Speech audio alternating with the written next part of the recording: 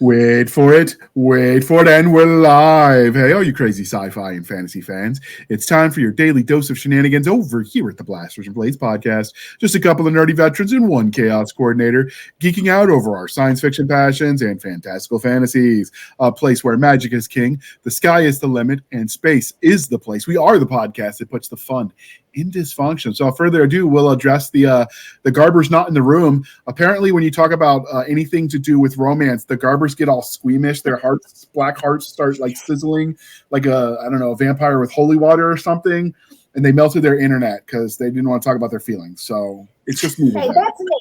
Stabby loves romance. Stabby has big feelings about romance. She will be sad. She's good at talking about her feelings. Yes, the joke wouldn't have been as funny. So, thanks for walking all over my attempted humor, but, what are you going to do? All right. Here with our help. Oh, sorry. Absolutely. All right. Sorry. First, we've got Miss Angela R. Watts. Can you introduce yourself to our listeners and viewers at home?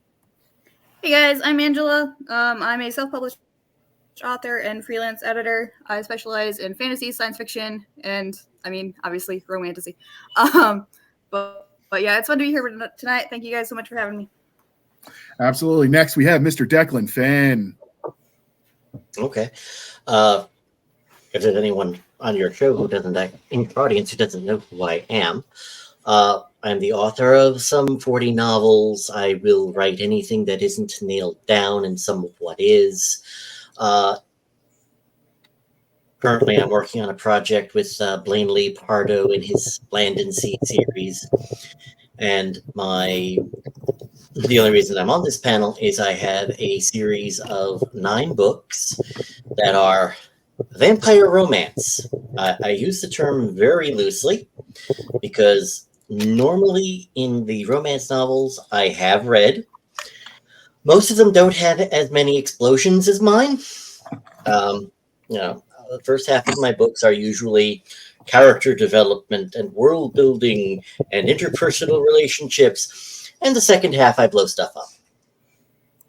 In the South, we have this expression, he just needed killing as a justifiable legal defense. So, I'm here for it. All right. Yeah, I don't have many villains who make it to trial. You're saving the tax dollars money. When you really think about it, you're doing people a service by guarding the tax dollars. All right, next we have Miss Hunter Kay Wallace, who does not endorse my bloodthirsty mayhem ways because she's a nice lady. I don't know. Don't assume things. You just seem so nice. Some people need killing, buddy. So Hunter, I was just saying, could you introduce yourself? Yeah. Hi, I'm Hunter Kay Wallace, and I'm the author of the Migratory Farmers series, where in every book, people along a trade route stop to have a fun adventure, and there's some smooching in there too. Okay. Next, we have the many personalities of Miss Jana S Brown.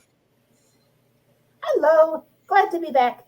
I am Jana S Brown. I write fantasy, urban fantasy, science fiction, and other things under the pen name Jena Rey. My tagline is the weird and the wonderful with smoochies. So it fits quite nicely into what we're doing. And on an alternate pen name, I write contemporary romance and other romances. So I like me some romance. Let's talk about romance and smoochy stuff. Okay, and last but certainly not least, we have the lady with the lovely library behind her, Miss Melissa McShane. Hi, I'm Melissa. I have written many fantasy novels in different subgenres, but the one thing they all have in common is there's always a romance. I wrote romantasy before there was a name for it, and coming up on my 10th anniversary as a self-published writer. So is there any truth to the rumor that I started that your next series will be about war hamsters? There will be War Hamsters in the next War Master series, the sequel series. I'm pretty sure because that's just too good to let go of, and it would make you happy, JR. And Absolutely. Part of my destiny is to make you happy. So we appreciate it. Writing. All of I'm using the royal we because I'm feeling important now. I might have to revert back later, but for now, I'll do it. I might have to go get a purple cloak or something. Okay, yeah. All right. And Angela, because this is your first time here, you do have to answer the religion questions. Are you ready for this? Sure. We'll see. All right, Star Wars, Star Trek, or Firefly? Can I say none? Would I get banned? Absolutely. Nah. What do you like instead?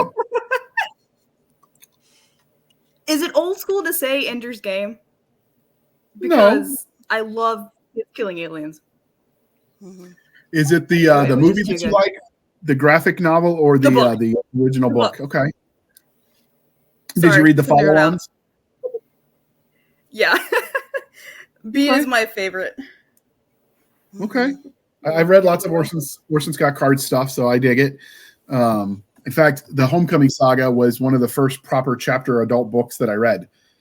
Really? So, Cool. yeah, that was a Cool. good one. The idea that they started worshiping the AI kind of seems like he was predicting something almost. Maybe he was onto something. I don't know. Yeah. Mhm. Yeah, he might have been ahead of his time. Yeah, that's one of those ones where you see the memes where, people should remind them that generally sci-fi and fantasy are cautionary tales, not roadmaps. Mhm. Sometimes people forget Yeah. that.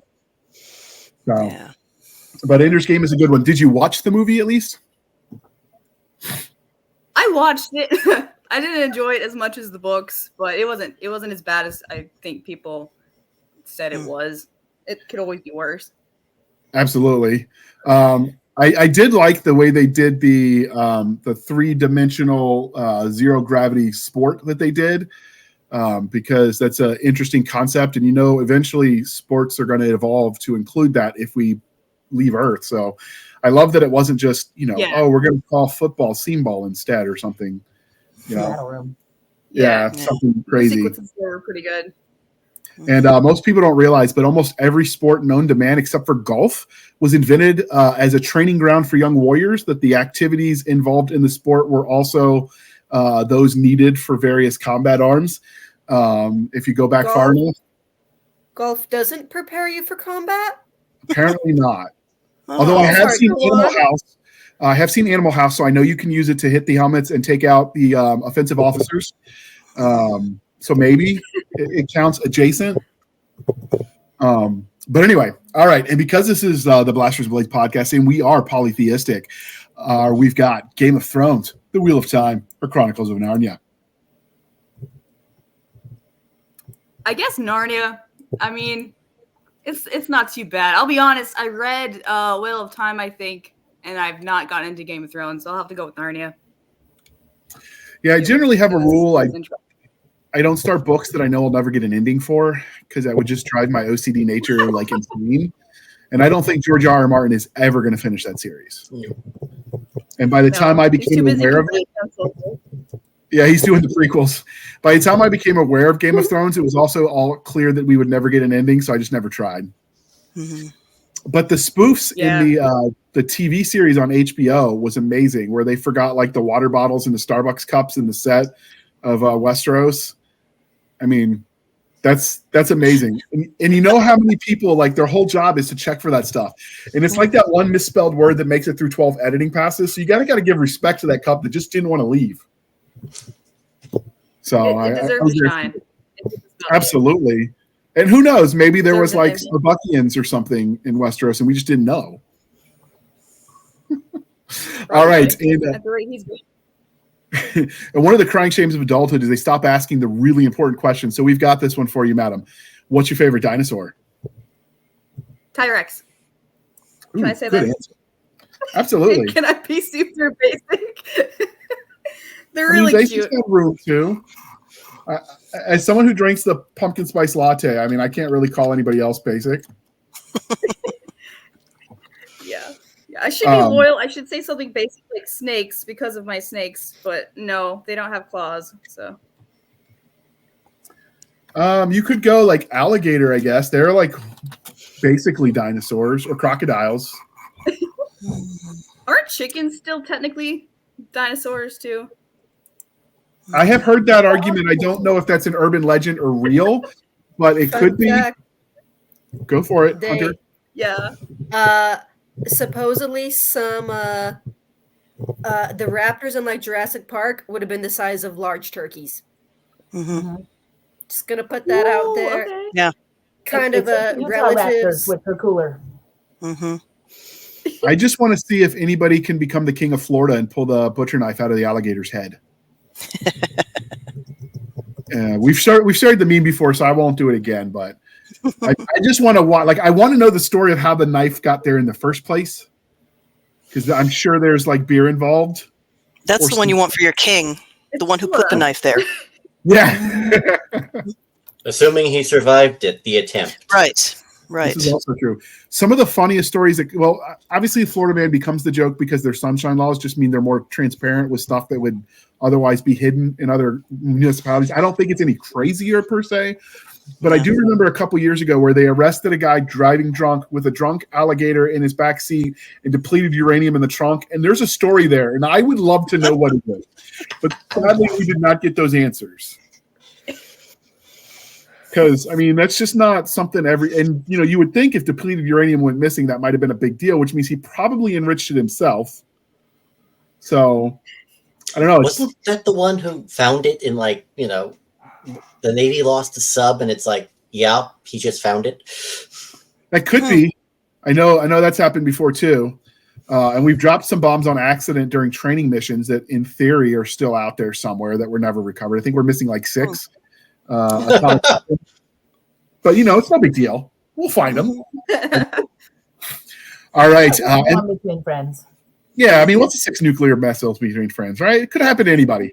Sure. And because we are civilized human beings here at the Blasters and Blades podcast, we are no longer knuckle dragging troglodytes. Coffee or tea, and how do you take it, Angela?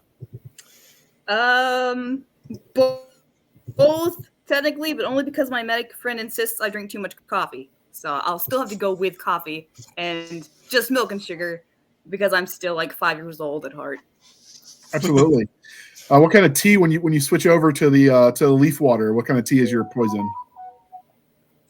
Earl Grey, if I can get a hold of it. When you drink Earl Grey, do you have the urge to like Earl Grey hot and do your Captain Picard accent? Yeah, I do. Sherlock Holmes when I'm writing. Oh, yeah, that's another example. Do you have the hat and the pipe and the monocles? No, but I have the coat. Does that count? Absolutely, that's a start. We need to upgrade. We'll dear listener, if you want to sponsor an author, just buy a couple of her books so she can get the hat and the pipe to go with it. I mean, even if it's a bubble pipe, it's something. We've got to set the ambiance for her, okay, people? All right, and so with that out of the way, we'll first describe the topic. So you guys wanted to do the romantasy panel, and it was Hunter's idea. So Hunter, I'm going to make you define the terms. What is romantasy? Romantasy is a fun mashup of romance and fantasy, where if either aren't there, it's not romantasy. We could get really picky about what is and isn't, but I feel like that would make it honestly less awesome than just kind of being inclusive. But what do you guys think? I think that okay, so given that everything I've written has a romance in it, not all of it is romantasy. I think that if it's going to be romantasy, it has to have both, but the romance has to be more important than the fantasy. That's what the reader is there for. Because they want fantasy, they want romance, but if it was fantasy they wanted, there are lots of books that don't have romance in them, and they would go for that. So that's the only way I would change that definition, is that it has to have both, and the romance has to be more important. Right. Otherwise, you just get fantasy with a romance subplot. Yeah. And that's really common, and there's nothing wrong with it. I mean, you could even argue that Lord of the Rings is fantasy with a very, very small couple of very, very small romance subplots. So romance shows up in fantasy all the time, but to be romantasy, that romance has to be critical. If you took it out, then the book wouldn't be able to come together. So if we look it up online, it says romantasy, which obviously is a portmanteau because I had to use that word because it's cool, which is a combining of 2 words of romance and fantasy. It has to include the romance and fantasy element, and that often includes the romance tropes, strong heroines, epic adventures, passionate love stories, and then obviously the fantasy element. So by that definition, does it have to be high fantasy style worlds, or would paranormal or urban fantasy work? Anything. Although I think most romantasy is high fantasy.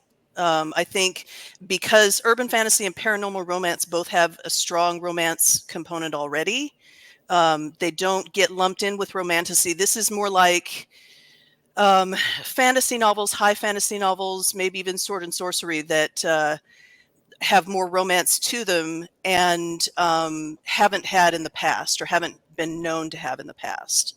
So I think what it comes down to is that when we talk about genre, we're talking about what readers want to find. And that's what genre is for, to be able to give readers something to hook onto and say, all right, this is what I like. I like books about steampunk dinosaurs riding airships, and whatever genre that is, they want a name for that.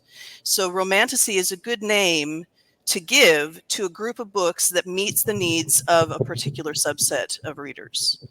And if that means that you include, romance with vampires and explosions, that counts to me as romantasy just as well as if you wanted to call it urban fantasy or even paranormal romance. And all of those have their own, little definitions. Like Hunter said, we could get nitpicky, but I don't think that's as fun. It really is setting up that reader expectation, because if we tell them romantasy and then we give them a science fiction romance, most of them are going to balk because that's not what they're looking for. They're looking for more of a classic fantasy feel with the romance now being allowed to be more prevalent. Not that there isn't a lot of stuff that it has been.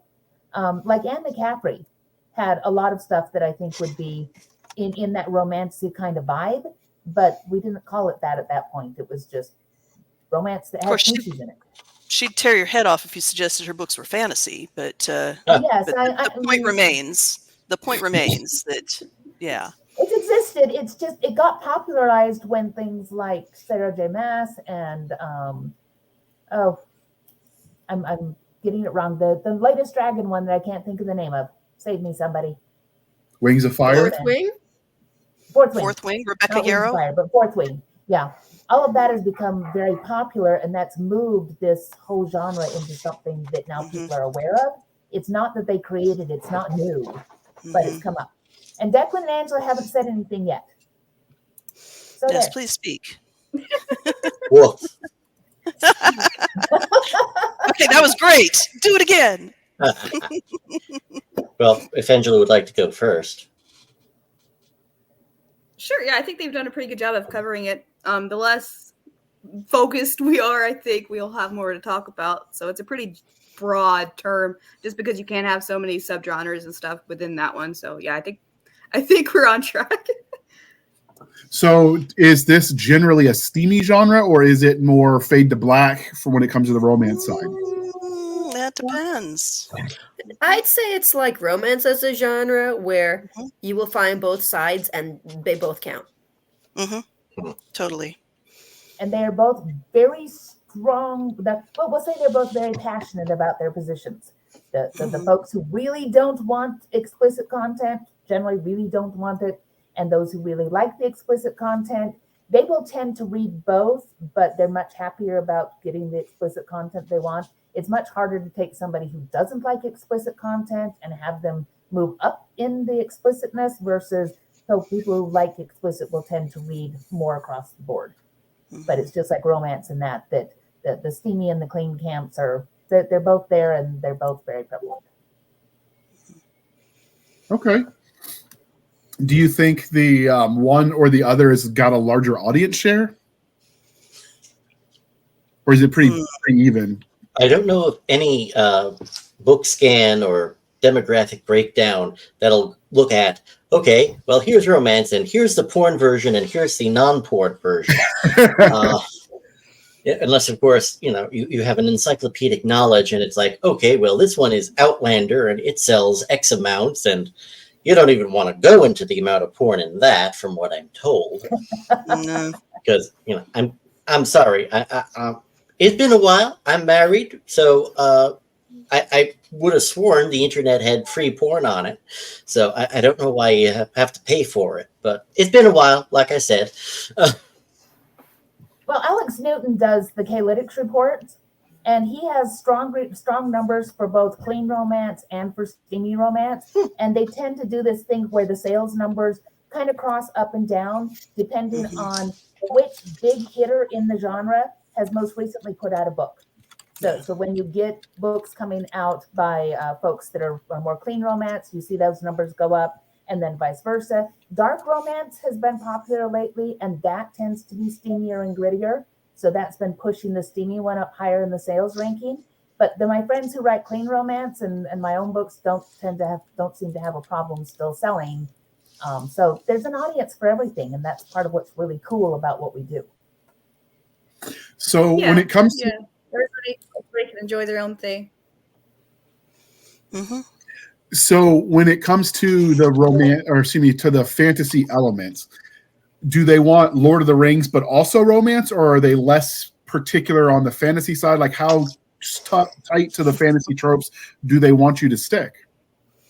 Well, that depends on what kind of fantasy they like. I mean, I would say that for most of this, the readership is still mainly women because it is a kind of romance. But the kind of fantasy then reflects, if I can be, reductionist, the kind of fantasy that women tend to read, which is less epic and more close to home, more personal stories. So, but that's not to say that there won't be anything. I mean, as far as I know, there's romantasy in every fantasy subgenre. I don't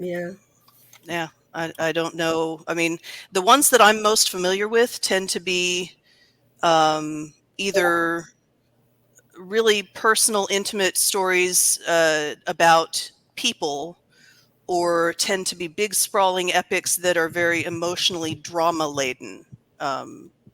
Sarah J. Maas, for example. So those are the two that to me are what I hear from readers. Those are the two kinds that are most popular, but it's everywhere. Angela, Hunter, you were raising your hand. You wanted to add something? Oh, yeah.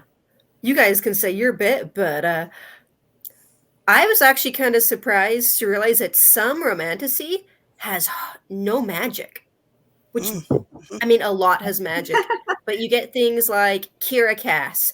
She writes a romantic fantasy named 1,000 Heartbeats. Really cool world. You have the romance, you have the adventure, and halfway through you realize we still haven't gotten any actual magic yet. And there is none. But it has the fantasy feel nonetheless. Interesting. Yeah. Isn't that called Kingdom Fantasy? Is that still called Kingdom Fantasy? When it has like no magic? I don't know. I've never heard that term before. That's a good term. I haven't heard that. Yeah. What is Kingdom Fantasy? If you could elaborate on that real quick, just because the other ones haven't heard of it. Well, I haven't heard it in like 6 years, but it was basically the description for like fantasy that's kind of like focused on characters, but there's actually no magic. It's almost like medieval, but not technically set within Earth. So medieval's not quite the word for it, but yeah. So that reminded me of that. That's cool. It's a fun genre. I've heard that called Second World medieval fantasy or historic fantasy, where it's like an alternate timeline kind of thing, but not ours, so they can get away with not following all the boring historical facts that get in the way in those cases. So that's because people want to write about men in kilts and then put their own touch to it. So, but Scottish romances have done well for a very, very, very long time because it still has that same feel as a lot of what the romantasy has, and it's always been a hot genre. It's one of those that is steadily a good seller is those Scottish Highlands. So it does have that fantasy, that Western fantasy, at least. Yeah, I played the pipes in college, and so I studied a little bit of the history of the region. And people are always disappointed to learn that kilts don't go back as far as they thought they did. So they want to think like Braveheart, and they would have all been wearing kilts. And the historical record doesn't seem to indicate that. But really. It looked good with the television screen. So sexy. I'm not going to disagree. If you've got nice knees, you've got nice knees. We do. But, yes.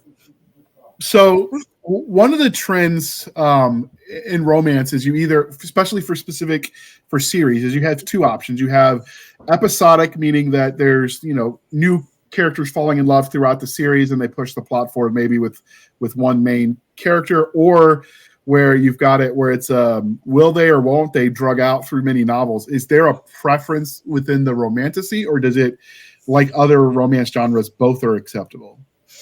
I'd like to know that too, because the romantasy series that I wrote is episodic, also called anthology series, if you've heard that term. And so for me, that seemed natural, because then you could have multiple romances and every book was self-contained, and each couple got their happily ever after, but it was the story of a family over 260 years. And so it would be each generation. But I have no idea how common that is. So if anybody knows, I would really like to know that, whether I was just making crap up or whether it was something that was genuinely popular. Well, I know I do it as well, but I'm trying to remember any other romance novel that will actually have the romance spread out over multiple books before will they, won't they engage. I know in television, they will stretch it out until the last possible minute. In most cases, I think I can only come up with 3 TV shows where it's actually, hey, we're going to have a married couple. We're going to see courtship and marriage and maybe even children. What a concept. But aside from that, no, it doesn't come up. Mm-hmm. Okay. Well, we're going to a good example. Oh, no, go ahead. Continuing the progression where you get these like continuing arcs with the same characters would be the Cadence series, starting with A River Enchanted. It features one couple who's married with a marriage on the rocks, and one couple who are newlyweds for reasons. And then you see their relationships develop and get their little happy endings at different points. Okay. We're going to pause for a moment. And kilts. And kilts. But do they play the I'll write that one down. Not the pipe, but the harp. Oh. I mean, okay. I'll go with that. Is it really a harp or is it a lyre? I don't know. It'll tell you both ways. I don't remember. I see what you did there. All right. Well, we're going to pause for a moment while we contemplate the meaning of harpness, and we're going to shamelessly shell for the woman. Are you searching for an epic new fantasy book to read? Well, look no further. Try out Spring for Spears, where the fate of the wolf riders falls on an outcast. Astrid would give anything to be one of the Ulfsark, the fearless warriors who ride giant Amarak wolves. Like her ancestors, she yearns for the soul-deep bond with the wolf, the connection, the union, a chance to prove her worth and honor her mother's legacy. Yet, she's never heard the wolf song, and with each passing year, it's likely she never will. Except, Astrid refuses to accept her fate. Then, an encounter with a nature spirit and a foreign princess dashes her last hope and changes everything. Will Astrid save a fragile peace and embrace her destiny? Or will her dreams of the wolf song fade to distant lands? Join Astrid and friends on a thrilling new fantasy adventure in A Spring for Spears, the first novel in the Wolf Song Saga, a series by best-selling, award-winning authors Katie Cross and Derek Allen Sidaway.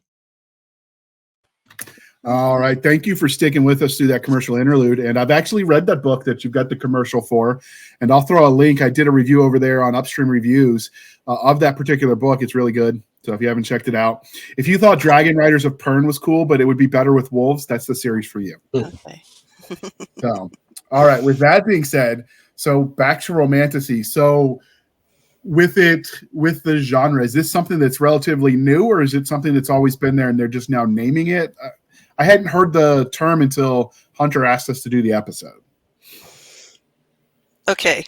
So, yes, it has been around since forever, but now we have a term for it. It's kind of like isekai in Japan, where that's got a very specific meaning, but it also effectively means portal fantasy. And so it gives us a fun word to apply to things like Narnia, for example, where you're going from one world to another. But romantasy as a term, it's sort of both ways. You have romantasy that means specifically certain kinds of books, but you also have romantasy that means, like our definition being fantasy plus romance. And like I was saying, my first, my third novel, my breakout novel, was Servant of the Crown, and that was 10 years ago. And that was 130,000 word fantasy romance. And I was too dumb to know that you shouldn't be able to publish that, and it turned out to be extremely popular. So romantasy has been something people are looking for decades. I know one of the things I always wanted when I was reading was a romance. I'm a romantic at heart, and so I like romance in my books. But I don't necessarily want to read a romance novel, not because there's anything wrong with romance novels, but because I like having both plots. I like mystery and romance. I like, fantasy and romance, science fiction and romance. I like to have both things going on. So yeah, I think romantasy has been around for a very long time, and we're just now getting to where we have a really great word for it. I think think about fairy tales. Yeah. Sorry, I catch an echo sometimes, but fairy tales have a lot of that. Their fantasy romance is a good part of them. I mean, what is Cinderella? What is Beauty and the Beast? Our modern interpretation, the romance going on. Not to change the topic to fairy tales, but yes, yes, but yeah, I mean that's true. That's been forever. Yes, whenever in folklore, you see it in all sorts of stuff going back. Whenever fairy tales came up, my very German grandmother always reminded me that the Brothers Grimm and Disney were not the same thing. Because apparently fairy tales were meant to scare and warn you about making bad life decisions, not talking mice. So she never forgave Disney for that. Yeah. So go ahead, Declan. You're about to say something. Well, if you want to go, if we are still including urban fantasy in the romantasy genre, you follow Sherilyn Kenyon's career, and she goes back to like the early 80s. Yes. Where she didn't even start with her, let's not call them vampires, let's call them something in Greek mythology because. But she's been doing that for literally as long as I've been alive. So yeah, it goes back a ways. They just came up with a fancy term for it. Now, I do not know the etymology of this particular portmanteau, but I would lay money that probably somebody in publishing, or at least the marketing division, came up with it because, it sounds like something marketing would do because they like slapping labels on things. Now, obviously, it's a lot easier for our readers to find our stuff if you have the right labels on it, but sometimes it gets a little ridiculous. In this case, not so much, but I think some of the labeling that we do nowadays is because there's so much out there, you tend to narrow what it is down to the smallest niche, so that way people that want that thing can find it. Gone are the days where you just walk down the library or Barnes & Noble or whatever other booksellers are still left, and you just look at the spines for pretty pictures. So I think it's the natural consequence of digital marketing. As somebody who gives away about 20 boxes of books a year, I have been told by libraries, oh, no, we don't actually want books. It's like, you're a library. It's kind of in your name. Oh, no. We're more like a tech center. Luckily, my libraries don't do that. Okay, so another, we mentioned that to be romantasy, it has to have the romance element. It has to have the fantasy element. They have to be, largely equally important. Do they require the plots to be interlocked, or is it the fantasy plot that also has the romance that are intertwined instead? If that makes sense. I don't know how you have a book where everything's going on and they're not interlinked somehow. Granted, I grew up reading Tom Clancy novels where he could have like 5 things happening all 4 corners of the world, and they all tie together. So I might be a little bit off in my perception. But yeah, I can't see how you don't tangle it together. And again, the first best-selling series that comes to mind, and I'm using this secondhand information, so correct me if I'm wrong, But, the entire premise of this Outlander thing was, gee, we have somebody in the 20th century now popping up in Highland Scotland somehow. I don't know if it's science fiction time travel or fantasy time travel, to be honest. But it's like, I don't see how you untangle the romance from the genre fiction because, gee, our main character is now there. Mm-hmm. Okay. So Hunter, Hunter and Angela have been a little bit silent. Have you guys got anything you want to add? Do you want to go first, Hunter? Someone talk. I just feel like I've talked enough and that Declan has it. Okay, yeah. Mm-hmm. I love Well, that I'm question done. just Yeah, because I like how stories can interlink stuff so much. With the romance books that I read, with the fantasy, romantasy, I like having them interlinked. I like the concept of two people bonding together and facing life together. And with fantasy, it gets insane. Like you have a lot of high stakes, you have a lot of danger usually. Or at least like I read more of the high fantasy and stuff like that. I think with like cozy fantasy and stuff, there is more like personal drama and tension and stuff like that for the genre. But for me, I like my battles and my magic and chaos. So it's just cool and inspiring to see the connection between characters working together to face like whatever plot they're going against.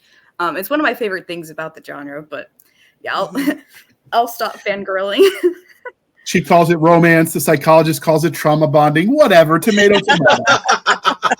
Exactly. Well, hey. Like you need to bond over the fact the army is like losing. Let's go. Yeah.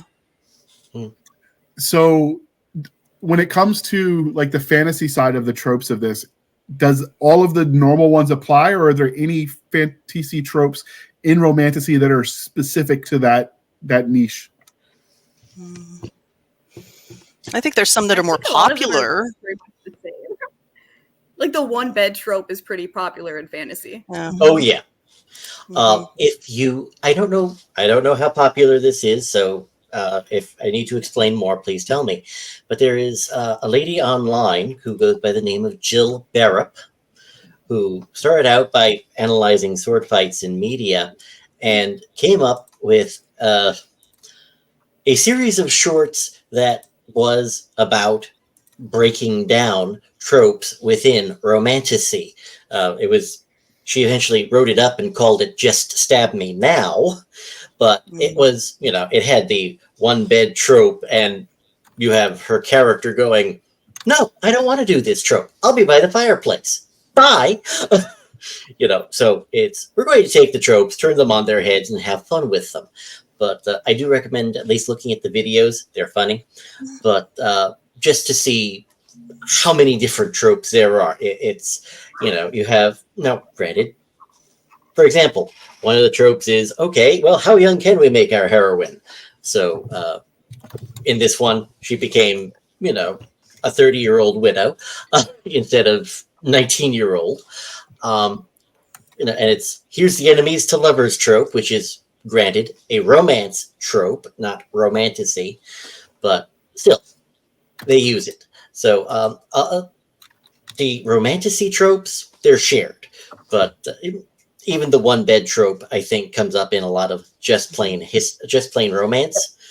Mhm. So it happens. Almost all of the romance tropes can transfer over, and somebody has used them somewhere. Mhm. Because Yeah. there's a reason they work, is that romance tropes are talking about relationships, and whatever background you put that against, whether it's science fiction romance or romantasy or paranormal or any of those things, we're still basically talking about the relationship.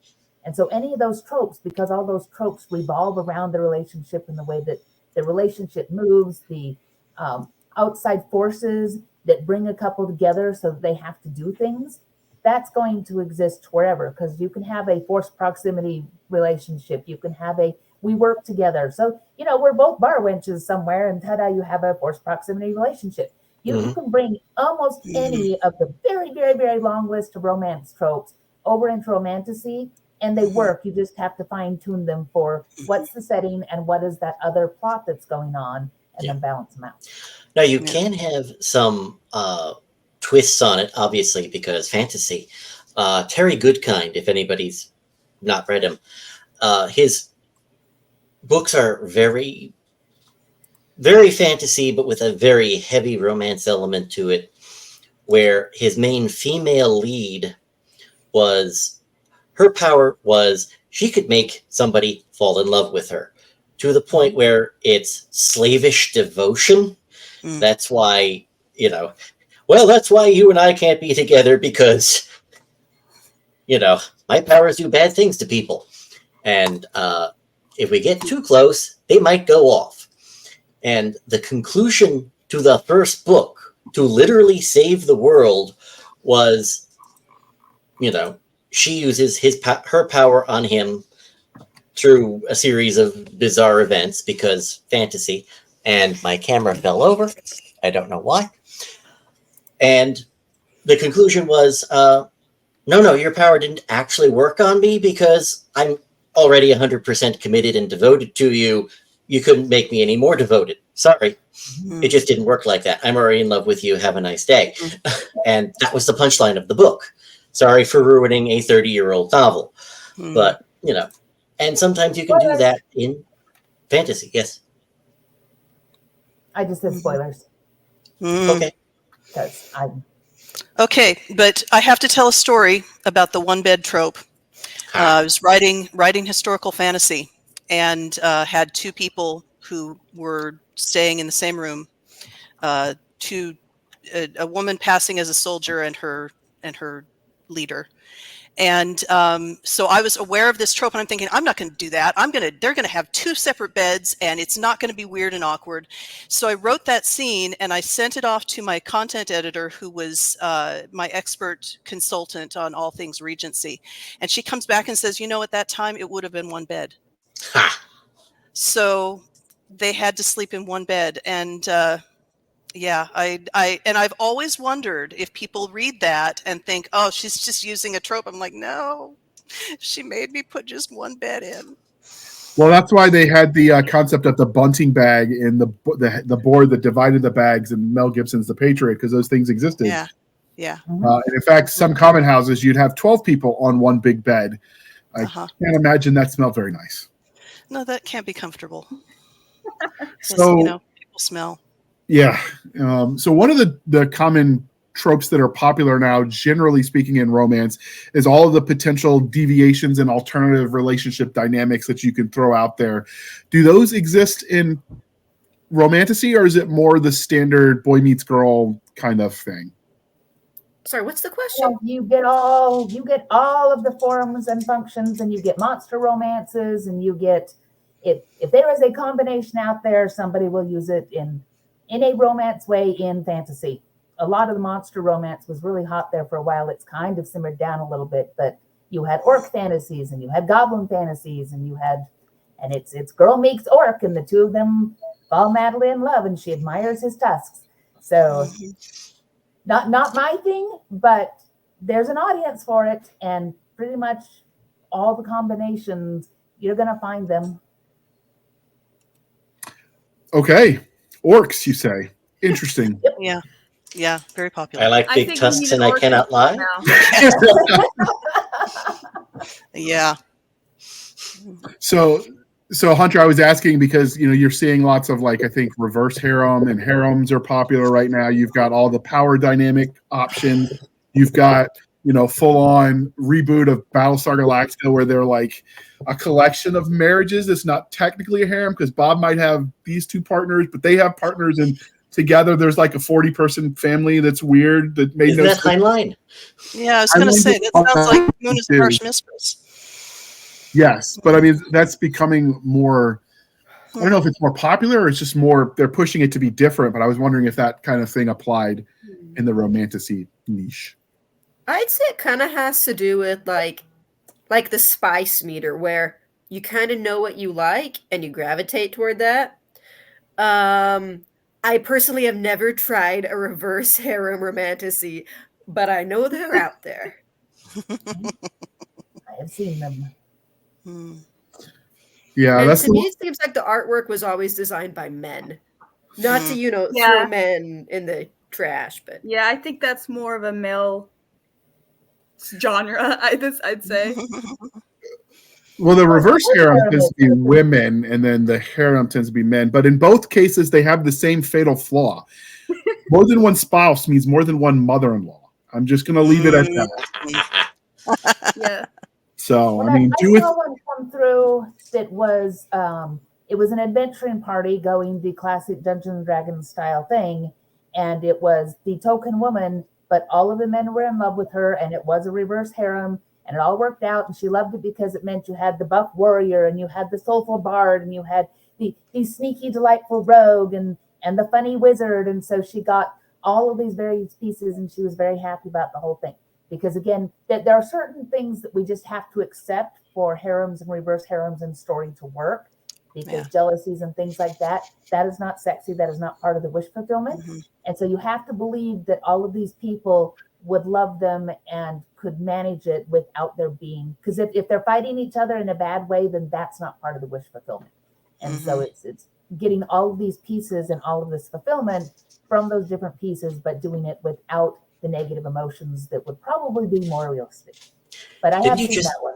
That was interesting. It sounds like you just described what I've heard of YA lately. It's like, okay, how many love triangles can we stuff into The Hunger Games or Twilight or some other bloody thing? Our love triangles is one of those things that goes in and out of vogue. For a while, they're really popular and everyone has to have them, and then they go away because people get sick of it. I imagine that's cyclical with the YA side too. Yep. Because my take on that, you know, as someone who's read a little bit of everything, is if the person can't decide, then by not deciding, they have decided, and peace out. But of course, obviously, that doesn't make a lot of romantic tension in a novel either. That is not wish fulfillment. Right, not wish fulfillment. So, with the romantasy, with the monster, you mentioned that obviously when we talked about alternative stuff, the monsters was popular for a while. Does that apply with the romantasy? So like the shifters or the dragons or insert random fantasy creature, does that happen romantically, or does it tend to be same species in this? Or I guess, Question. Do elves count as people? It happens. Because elves and the dwarves. Elves and humans are a big thing. Yeah. Dwarves and humans. I mean, we get Dragon. half creatures all the time. Dragon That shifters. Something had to happen. Yeah, Dragon Shifters was very popular for a while. Yeah. Still very popular in paranormal. I was going to say it still might be. Yeah. Okay. I You do can know also that thing think with of the rings at Regency various levels of vampire. kink. Regency vampire. Well, then you get the joke where you've got if you're going to write modern day vampires, you have to make a joke about sparkling. I think that's required. You need at least one per book. And dwarf chicks with beards, that's got to be at least one per book. So, you know, there are some unwritten rules of fantasy, a modern fantasy. Is portal fantasy a thing in romantasy genre? Well, Jerry, already the answer is Outlander. always yes. It's always But yes, that's all these questions. Yeah, but that's an aspect of fantasy. So it's like we were saying, anything you can think of in fantasy can happen in romantasy. So I don't know. I don't know how popular it is, but it's definitely a thing. So if you want, I can recommend Gun Magus by N.R. LaPointe, where it's, you know, we're going to have somebody fall down a rabbit hole, and he's a guy from Texas who's, you know, got his 9mm with him, and I think falling down the rabbit hole is part of the joke because he's accidentally summoned into another world by a mage who is a 5-foot-tall rabbit. So if you were interested in that one, if you type into the YouTube or BitChute or Rumble, if you go on there in the search within the podcast and you type in N.R. LaPointe, we've interviewed him about those books. So he breaks that down if that intrigues you, where you can listen to him kind of wax poetically about his idea. Because that's obviously the standard fantasy joke is that Harry Potter's a lot shorter if Harry had a 9mm. You know what I mean? Or, you know, Lord of the Rings as well. So it's always funny when they mix the two together. And of course you've got the, you know, I cast was it American Magic or whatever when they got the pistol. So Yes, it's not abracadabra, it's Anatoly Kalashnikov. Absolutely. So what else is important about this genre? Because obviously I don't even know what I don't know to ask. So is there anything we haven't covered that you think we should dive into before we wrap it up? Do we maybe want to switch the question to, do you have a romantic fantasy thing that you really loved? That works too. Mm-hmm.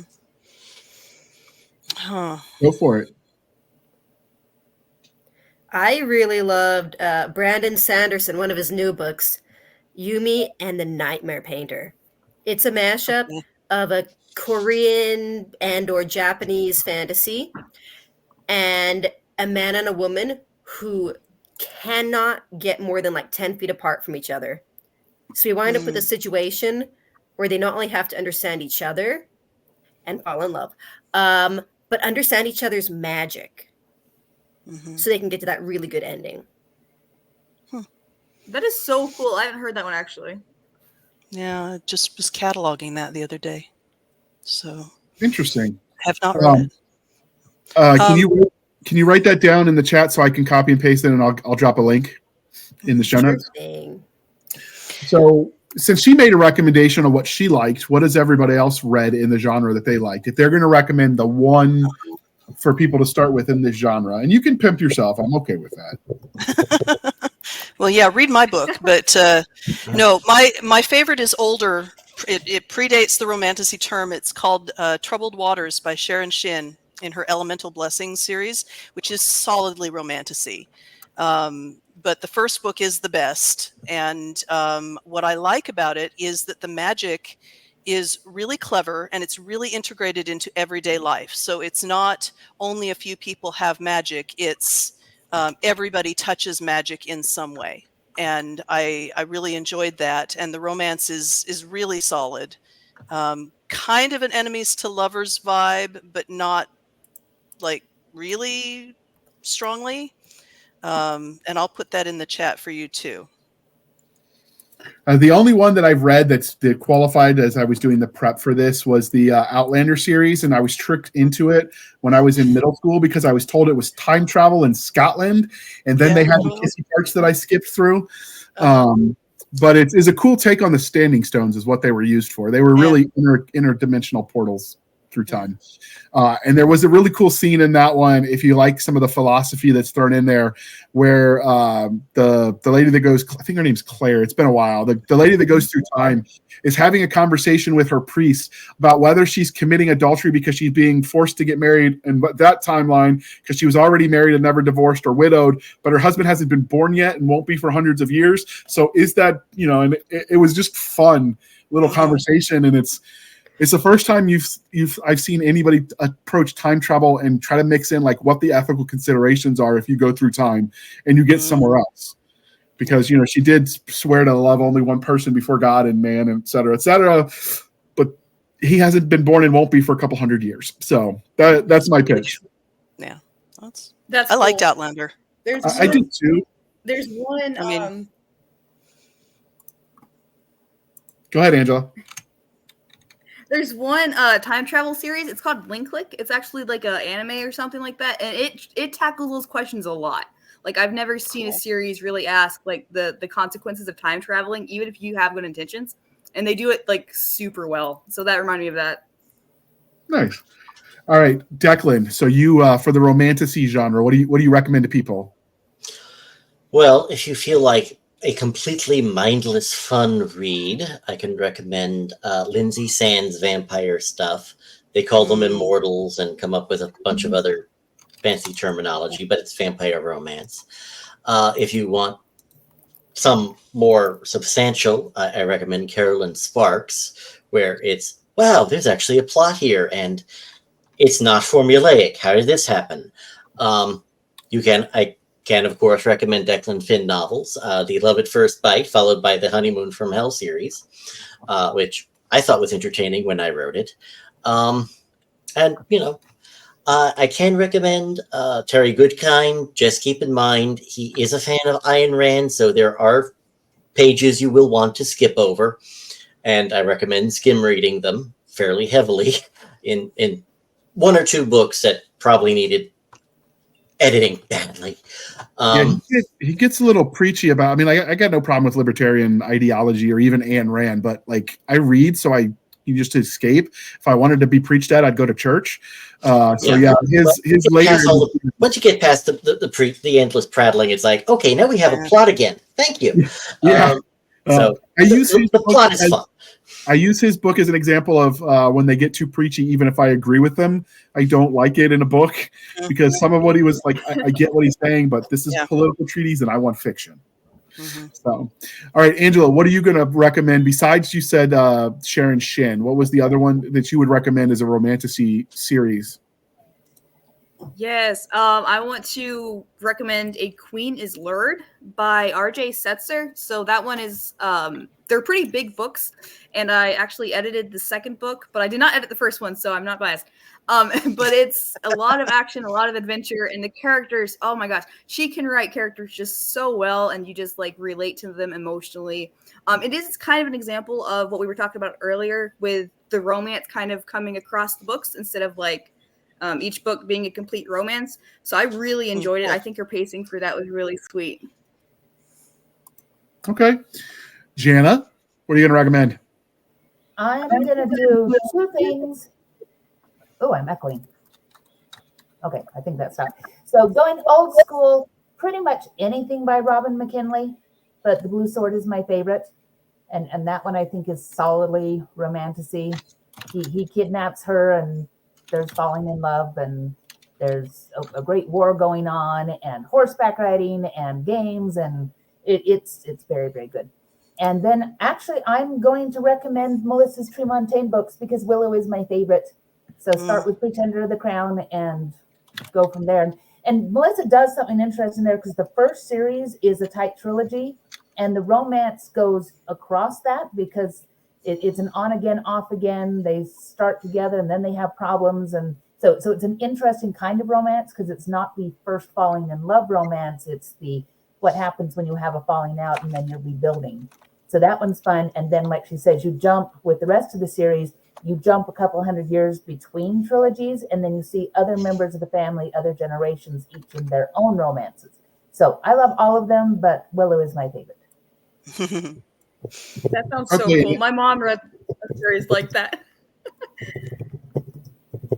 Okay, Melissa, I don't know if I asked you, so I'm going to ask you again. Even if I asked once, what about you? What would you recommend? Oh, I'm the one who recommended Sharon Shin. Oh, okay. Okay.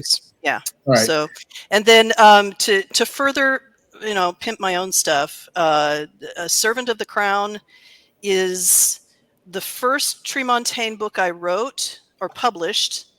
It is the 7th book in the series, but because it's an anthology series, you can pretty much read any of them and fit yourself into the series. It's more fun if you've got the backstory, but anyway, so Servant of the Crown is a story I worked on in my head for many, many years about two people who are enemies who fall in love and then catastrophe happens and they have to figure out how to come back from that.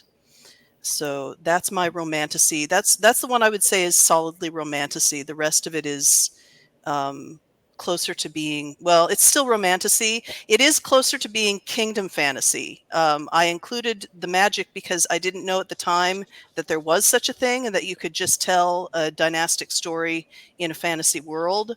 So the magic is very light, but that's... But it's cool. And Jana is Tremontaine's biggest fan. I am Tremontaine's biggest fan. It's true. That was I'm Melissa's editor, and that was one of the first things that we started working on together. And I adore what she did with Tremontaine with the magic. And Allison, who is the female lead in Servant, is a librarian. And so that's always it's a big selling point. Is it's the prince and the librarian, and what happens from there. Yeah. All right. So this question is for Angela and Jana before we wrap this up. So obviously, when people say, but my mom liked it, that's not considered a ringing endorsement because of course they like it. Is the editor like your mom? Of course the editor likes it. Or does that get weighed in equal to just random reader when the editor reads it and likes it? Well, I mean, I didn't edit the first book, so it doesn't count. Okay. Jana? I think your editor liking it is often a good thing, because I'll be honest, there are some things that I have edited that nobody in the world will ever know that I edited, because I refuse to tell you that I edited them, because I didn't like Yeah. them even though I edited them. And I edited them to the best of my ability, but I still didn't like them. And so I try to be detached to say, reader me loved all of this, and editor me can love it and also have a job to do, and can sometimes have a job to do for something that I don't love. But no, I think that editors get more cred than your mom does. Except my mom. My mom never loves my stuff. She looks at it and tells me everything that I did wrong. Jana's mom is awful no. about that. I mean, she's like not supportive at all. I mean, she's supportive, but she'll be like supportive in a backhanded way. Like, why didn't you do it this way? Or this would have been more interesting, or things like that. And I get to hear about it because Jana will come to me to say, guess what my mom said now? So my mom's very supportive. Someone like that too. My husband might be too supportive. Write her own book. But my version of this is my husband saying, I haven't read the book, but my mom's best friend said it was to die for. Nice. Good enough. Well, That's and then great. you also need the person, this is the other thing that my sweet mother does, where she's the one that points out the things that for someone of her generation might be questionable. And so she's fine with the makeout scenes, but when a couple of 20 some odd year old boys made comments about their nuts falling off because it was really cold, she got really upset with me. And I'm like, you raised 3 sons and a lot of grandsons, and this is the thing that you're upset about, Mom? So apparently generations are weird. Mhm. That's one of the things that we stopped doing it when we had more of a format for the individual interviews. One of the things we would do at the end was we'd analyze some of the reviews, and it always made, just because it was kind of fun to get the author's take on it. And for any one thing somebody liked, you could find a 5-star review that counters the 1-star. Was they did this thing and I loved it, and then someone else be like, they did this thing and I hate it. So it's weird. People, what they like, they were there for space dragons, but they didn't think that the Marines not cussing enough was like a bridge too far. I'm like, space dragons, okay, but not enough vulgarity, and that's where we lost you. I mean, okay. Yeah. A Marine that doesn't cuss. That's unbelievable. That is startling. It is, but I mean, you can imply that they cuss without having to do it literally. Well, if yeah, you without really using the like words. Sure. Yeah. And if you're in the future, well, who's to say they use the same words we do with Space Marines? But people, they want their world now with the trappings of the sci-fi a lot of the time. Right. Mm-hmm. But if you're not careful, you can date your books, because this is the political or scientific development that was all the rage right now. Okay, I get it. Mm-hmm. Yes. There's nothing that goes out of fashion so fast as modernity. Mm-hmm. Absolutely. All right. So with that, we're going to let all of you tell us where they can find you and what you're writing on. And so if we're going to start with you, Melissa, what are you writing right now? And then where can they find you on the Wild Wild Interwebs? I'm not writing romantasy. I am writing the War Master series, which is a lit RPG fantasy adventure with lots of monsters and killing things and a little bit of romance between, two people who one of them is isekai'd from our world, and he's not the protagonist, which I think is a really great selling point. You can find me on my website is melissamcshanewrites.com. I'm on Facebook as Melissa McShane. I have a readers group. I have a Discord that at some point there will be a link to on my website. And I'm on Twitter as McShaneWrites. What else? I think that's it. Okay. And whatever she forgot will be in the show notes, because I do my homework. All right. And if you like lit RPG, War Master is good, and you can read it with your kids, which is cool, because sometimes that genre can go places you might not want your impressionable young minds to go, and hers is okay. I read it with my son. So, all right, Jana, what are you writing at the moment, and then where can they find the many personalities of Jana S Brown? Right now, I am writing urban fantasy.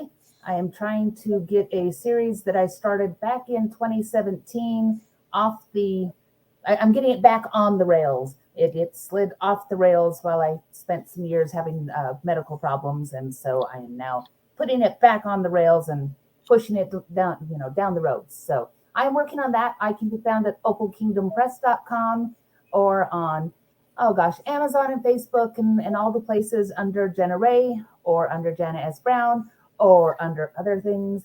And I am editing War Master 7. So there, I know what happens. Haha. So first, congratulations on not dying. That's good. So one more day above dirt, you're winning at life. And just avoid the third rail when you're putting it back on the rail. I hear that's the tricky one. Yes, that's the one that'll light up your life. All right, Angela, what are you writing at the moment, and then where can listeners and readers find you?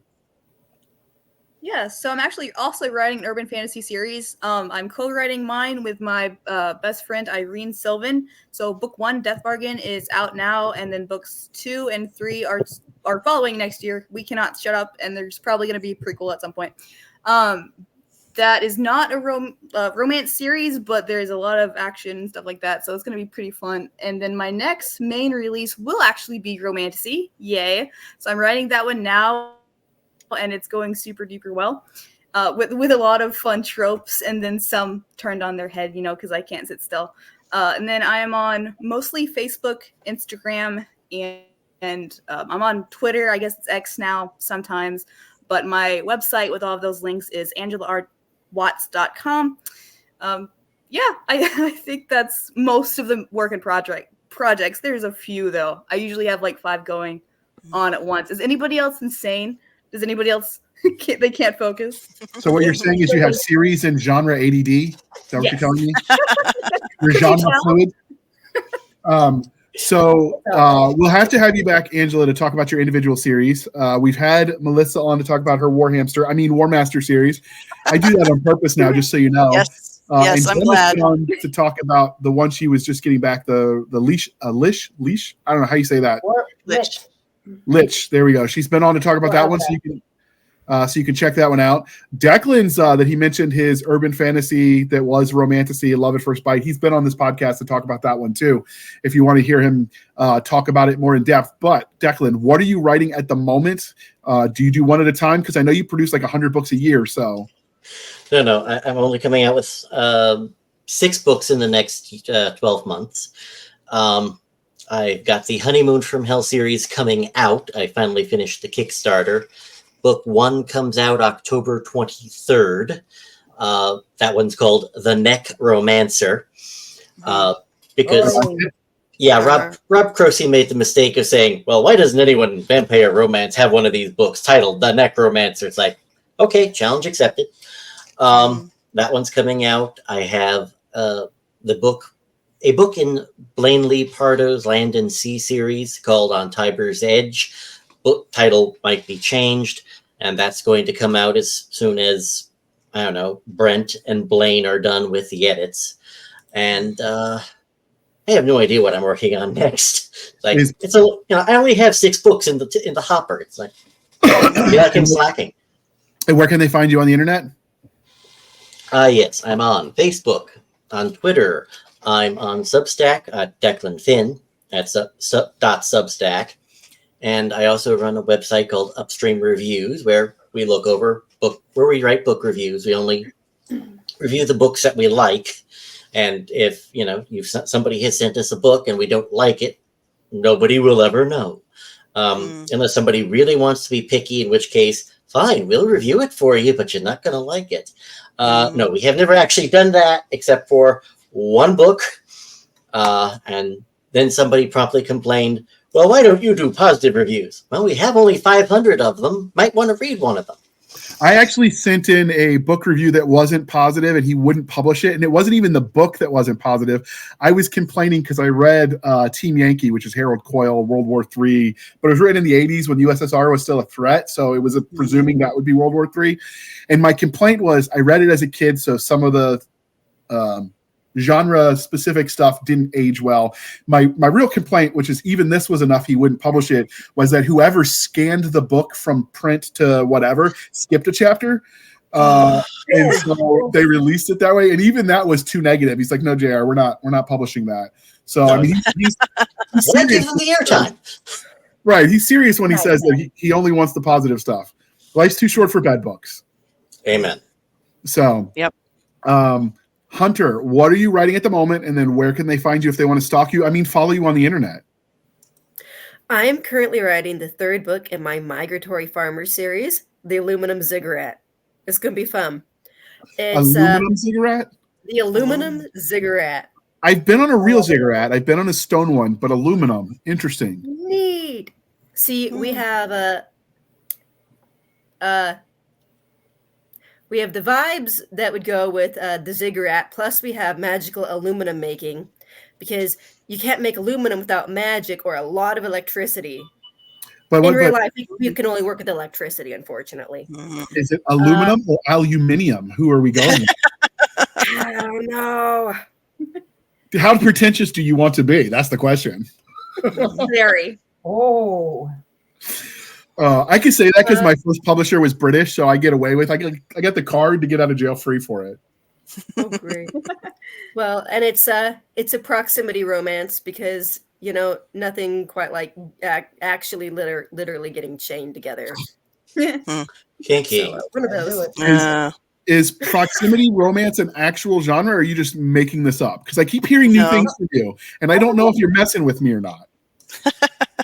It's like one bed or enemies to lovers. It's a trope, and this one is, for any variety of reasons, these two love interests cannot get away from each other. They could be locked in the same room. I mean, that's like an office romance is a proximity romance because they're both still working at the place. So in order to get away from each other, they have to do something extreme. And so they're stuck together. Mm-hmm. Yeah. So that's what I'm working on right now. Cool. And you can find me at hunterkwallace.com. And you can stalk me on Facebook as much as you want. Those are the main ones. All right. And this is the part of the panel, dear listener, where I remind you to please be kind and speak your mind on the reviewing platforms. Your reviews help the right readers find the right book, so do your part. And wherever you buy it, leave a review there. And if you can't leave a review there, make your own website and review them. Or send Declan a note and say, hey, I'd like to write reviews for you. Because he needs more work. I don't think he sleeps enough.